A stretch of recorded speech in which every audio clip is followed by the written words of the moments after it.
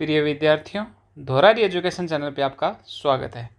तो विद्यार्थियों, एग्ज़ाम आपका काफ़ी पास में आ गया है। तो आपके इसी एग्ज़ाम को देखते हुए मैं आपको आधुनिक इतिहास का जितना ही पोर्शन आपका हो चुका है उस सब का मैं आपको रिवीजन क्लासेज के माध्यम से मैटर देने वाला हूँ। छोटे छोटे वीडियो बनेंगे 7-8 मिनट के 7-8 मिनट के। तो कम से कम 5-7 वीडियो में आपकी संपूर्ण आधुनिक इतिहास मैं करवा दूँगा और लगभग क्वेश्चन आपको इसी PDF के अंदर से मिलेंगे। तो विद्यार्थियों, ज़्यादा दिमाग पे लोड डालने की बात नहीं है।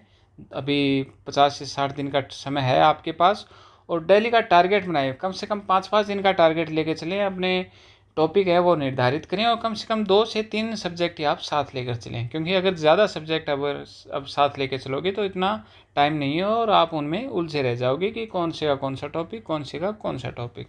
तो आप 3-3 घंटे का शेड्यूल बनाएं। जो फर्स्ट पेपर है उसको कम से कम 6 से 7 घंटे उसको ज़रूर दें और जो आपका सब्जेक्ट है उसको 4 से 5 घंटे दें और 1 से 2 घंटे आप आपकी साइकोलॉजी, पेडालॉजी और मैनेजमेंट को दें। इस प्रकार अपना शेड्यूल निर्धारित करें। आप 10-15 दिन में 3-4 बार रिवीजन लगा दोगे विद्यार्थियों। ठीक है विद्यार्थियों, आज के जो हम टॉपिक की शुरुआत करेंगे स्वामी दयानंद सरस्वती से। फैक्ट मैं आपको बताता चलूँगा, आपको रिवीजन टाइप में करवाता चलूँगा। ठीक है। दयानंद सरस्वती जन्म 1824 गुजरात में टकरा गांव ब्राह्मण परिवार में। ठीक है।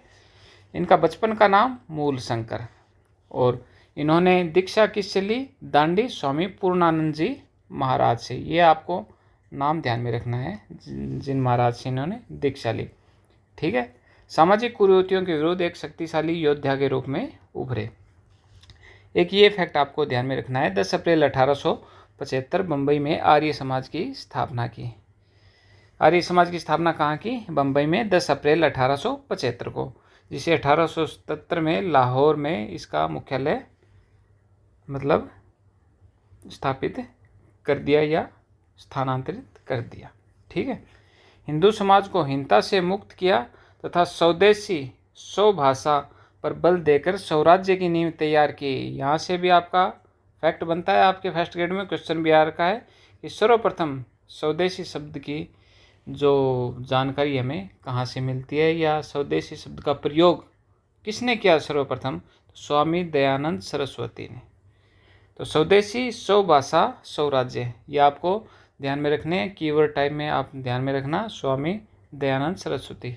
देखो, स्वदेशी से स्वामी, स्व आ रहा है इसमें भी और स्वामी में भी स्व आ रहा है, तो आप बना लेना ट्रिक अपने आप तरफ से।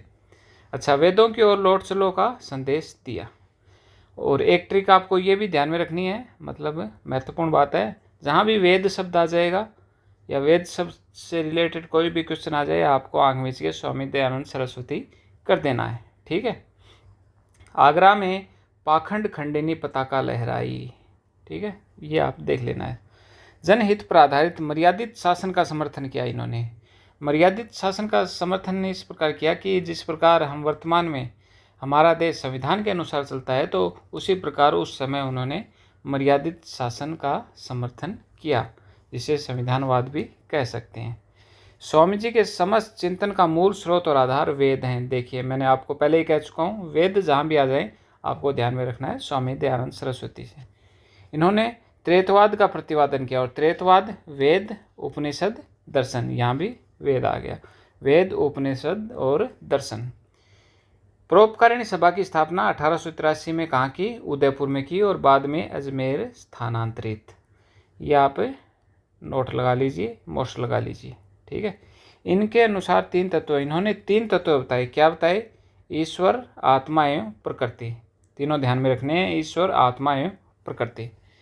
पुस्तक का प्रकाशन, इनकी जो पुस्तक थी, काफ़ी प्रसिद्ध पुस्तक सत्यार्थ प्रकाश, जो हिंदी भाषा में थी, इसकी रचना उदयपुर में की तथा इसका प्रकाशन अजमेर में किया। यह क्वेश्चन आपके आ चुका है कि सत्यार्थ प्रकाश पुस्तक थी, उसका प्रकाशन कहाँ किया गया? अजमेर में। इसकी रचना कहाँ की? उदयपुर में। ये मोस्ट लगा लीजिए, आपको ध्यान में रखनी है ये चीज़। ठीक है।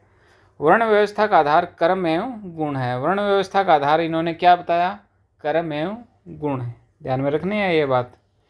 और जाति का आधार क्या बताया? जन्म। जाति का आधार क्या बताया? जन्म।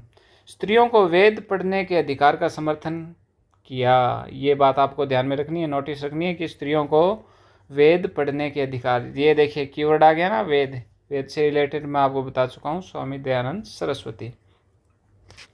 विदेशी शासन कितना भी अच्छा क्यों ना हो, वह स्वराज्य की बराबरी नहीं कर सकता। स्वराज्य स्व आ गया, स्व से स्वामी दयानंद सरस्वती।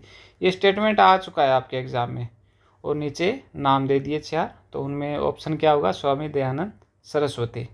आपको ध्यान में रखना है। मूर्ति पूजा के विरोधी एवं निराकार ईश्वर के उपासक थे।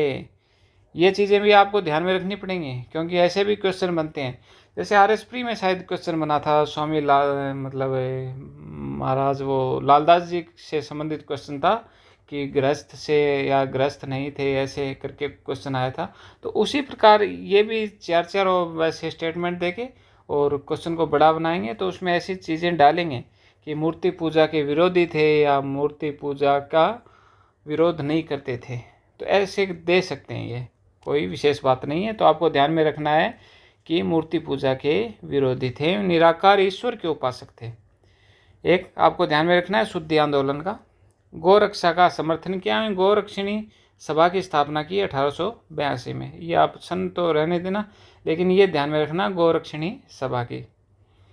जनता के कल्याण के लिए उन्होंने 3 सभाओं का विचार प्रस्तुत किया। 3 सभा क्या बताई, विद्या सभा, धर्म सभा और राजसभा। तीनों आपको ध्यान में रखनी है, विद्या सभा, धर्म सभा, राजसभा। ठीक है। धर्म सभा को इन्होंने क्या बताया, न्याय का सर्वोच्च निकाय। न्याय का सर्वोच्च निकाय स्वामी दयानंद सरस्वती ने किसको बताया, धर्म सभा को। आपको ध्यान में रखनी है, ये चीज़ इंपॉर्टेंट लगा लेना इसके, क्योंकि ये बातें आपको गाइडों में नहीं मिलेंगी। आर्य समाज, प्रारंभ में इसके 28 नियम थे, बाद में 10। ठीक है। इसके प्रथम अध्यक्ष मूलराज, ये ध्यान में रखना है आपको। नीचे आ जाइए, इनकी बुक सत्यार्थ प्रकाश आपको ध्यान में रखनी है। वेद भाष्य देखो, वेद आ गया। पाखंड खंडन, पाखंड खंडन ये आपको ध्यान में रखनी है। ऋग्वेद, वेद आ गया। वेद से मैं आपको बता चुका हूँ, वेद से आपको स्वामी दयानंद सरस्वती को कीवर्ड टाइप में आपको ध्यान में रखना है। अद्वैत मत, अद्वैत आपको ध्यान में रह जाएगा। और गो करुणानिधि, गो रक्षिणी सभा, ऐसे आप ये भी ध्यान में रखना। और ऋग्वेद यहाँ आ गया। आर्य उद्देश्य रत्नमाला, ये इम्पोर्टेंट नहीं है इतनी। और आपको ध्यान में रखना है संस्कार विधि, ये ध्यान में रखनी है। ठीक है। इनमें से 5-4 जो बुक हैं वो आपको ध्यान में रखनी है। इस प्रकार आप उनको मतलब कीवर्ड की सहायता से ध्यान में रख सकते हैं। ठीक है। अब आ गया जी 1886 में लाहौर, दयानंद एंग्लो वैदिक स्कूल की स्थापना 1886 में कहाँ, लाहौर में। असराज व लाला लाजपत राय इसके संस्थापक थे। ठीक है। स्वदेशी राज्य सर्वोपरि माना, स्वदेशी में स्व आ गया, स्वामी से रिलेटेड, स्वामी दयानंद सरस्वती।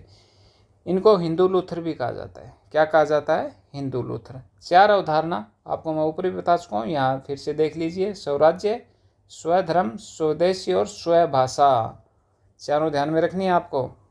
विवाह की उम्र लड़कों की 24 वर्ष, लड़कियों की 16 वर्ष इन्होंने बताई।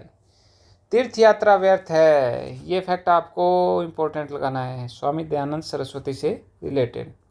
अच्छा, वैलेंटाइन शिरोल ने इनके लिए क्या कहा है कि आर्य समाज को भारतीय शांति का जनक माना है। आर्य समाज को भारतीय शांति का जनक माना है। तो विद्यार्थियों, ये छोटा सा वीडियो आपके लिए मैं आज डाल रहा हूँ। नेक्स्ट 7-8 दिन में आपको संपूर्ण भारतीय इतिहास का मैं इसी प्रकार शॉर्ट नोट्स के माध्यम से आपको रिवीजन करवा दूंगा।